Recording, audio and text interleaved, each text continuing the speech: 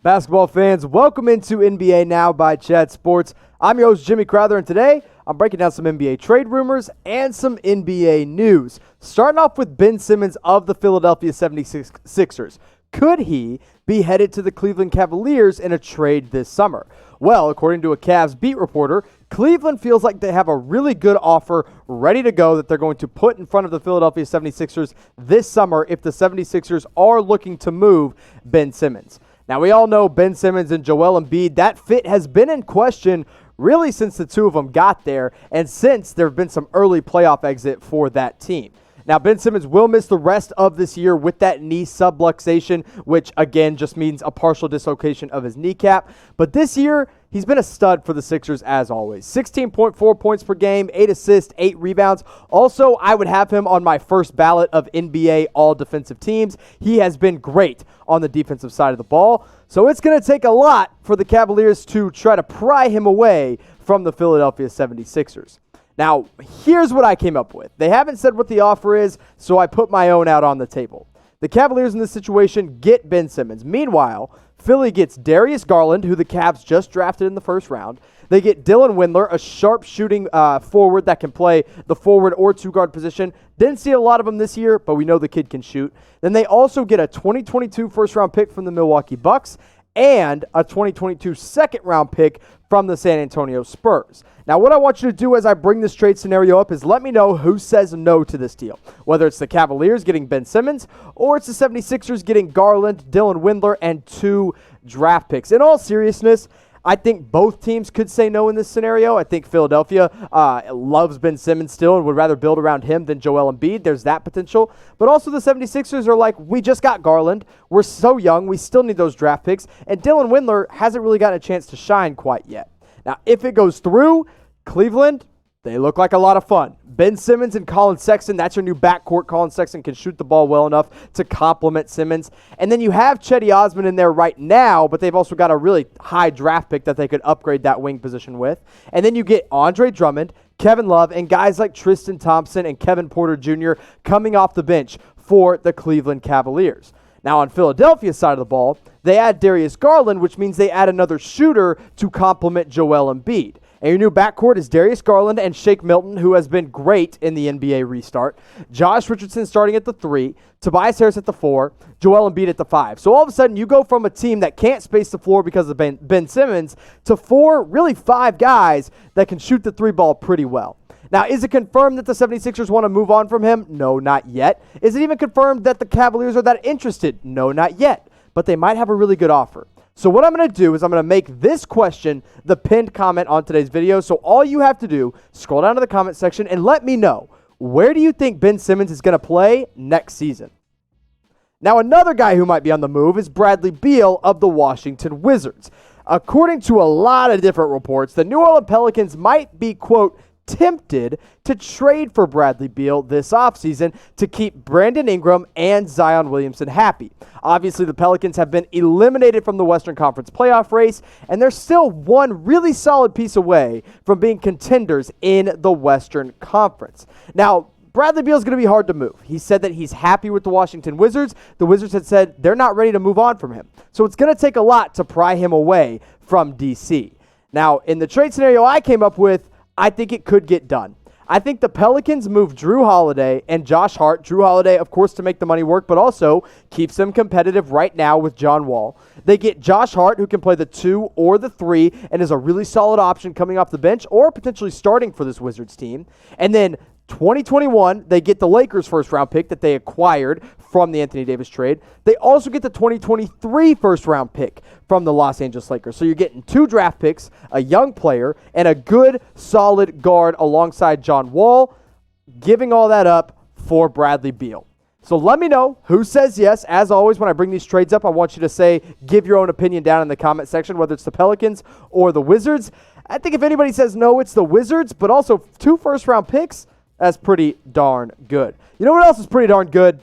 Wearing a face mask right now, because we all know you got to wear the mask if you want to keep sports alive in the United States. We're about to lose college football. I don't want to lose the NBA. So the best way to make sure you don't is by wearing a mask. Go to chatsports.com/NBA mask, and you can get these NBA-themed masks today. As many as you want, or maybe you just want one.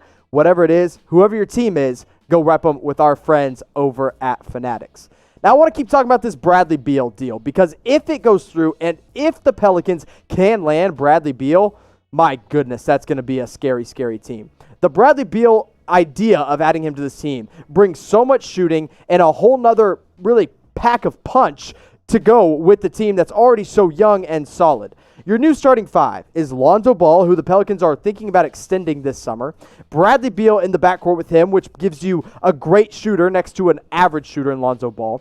Brandon Ingram, arguably the most improved player of the year, if he comes back this year in free agency. Zion Williamson, who will be, next year, one of the best players in the NBA. And then Jackson Hayes in the middle, because Derek Favors is a free agent this summer. And if the Pelicans can bring back Brandon Ingram, and if the Pelicans can trade for Bradley Beal, all of a sudden you've got three guys in the lineup that can give you 22 to 30 points a night on any single given night. That would be a lot of fun. Not sure if they have the pieces to make it happen, but we'll just have to wait and see. Now, one guy who's really just as good of a shooter, just as talented, maybe even better than Bradley Beal right now, is Devin Booker of the Phoenix Suns. And Draymond Green was really, really, really open about the fact that he needs to get out of Phoenix. Now, since Devin Booker's come in the NBA, in 5 years with the Phoenix Suns, he has not made the NBA playoffs. However, the Phoenix Suns are in a very good position right now to compete for that final spot in the Western Conference. This is the best. The NBA bubble is the best the Suns have ever looked, and the best that Devin Booker has ever looked. He's averaging 30 points in the bubble, 4 rebounds, 6 assists, shooting over 33% from 3, and everything he shoots, no matter how far outside the three-point line, is going in right now. Here's what Draymond Green had to say about Booker in Phoenix. He said, "It's great to see Booker playing well and Phoenix playing well, but get my man out of Phoenix. It's not good for him. It's not good for his career. They got to get Book out of Phoenix." And you know what? I disagree wholeheartedly with Draymond Green. Originally, you give me about last year or maybe the year before, I would have said, yes, get him out of there, put him on a team that can win right now. But now you got DeAndre Ayton, you got Devin Booker, you have a breakout defensive star in Mikal Bridges, Cam Johnson has proven super effective. This is a fun young team, and Devin Booker's only 23 years old. He's got all the time in the world to develop with that team. I think he needs to stay put, and Draymond Green needs to shut his big fat mouth about other teams and other players. But let me know in the comment section, maybe you agree with Draymond Green. Maybe you agree he needs to get out of Phoenix.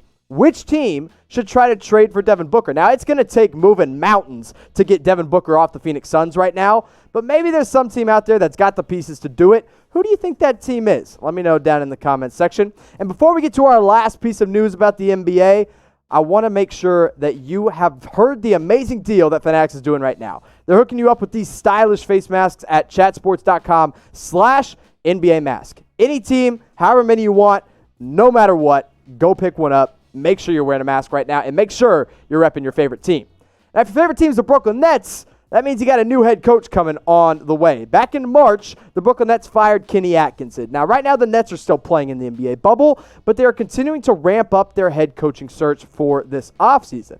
Now, Jacques Vaughn is currently the interim head coach, and as I was talking about with some of my friends here in the Chat Sports studios, I don't understand why they're not giving him a chance, because the Nets, with all the injuries that they have right now, are playing pretty well in the bubble, and that's probably due to some pretty solid coaching.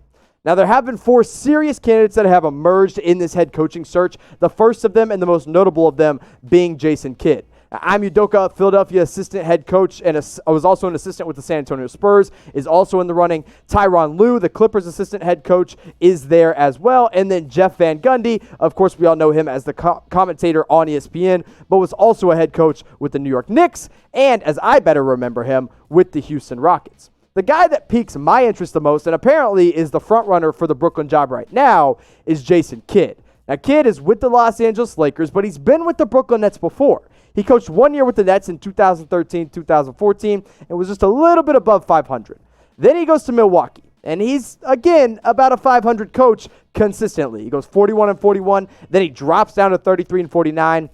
And then he goes to 42 and 40, and then he gets fired in 2017-2018 after going just 23 and 22. Now, Giannis Antetokounmpo has given Jason Kidd a big props for all of his development. But when you've got Giannis on this team and you can't go above 500, that's probably a bad sign. However, Jason Kidd's been other places since then. Now he's an assistant with LA, and maybe the Nets are saying, hey, bring him on, let him coach up Kyrie Irving and Kevin Durant next year, and we'll get back into that Eastern Conference Finals discussion.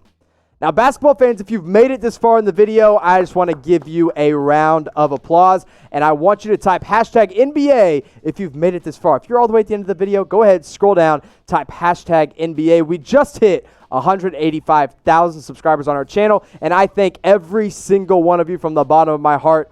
So thank you guys for watching. Hit that like button, turn on those notifications, and I'll see you next time.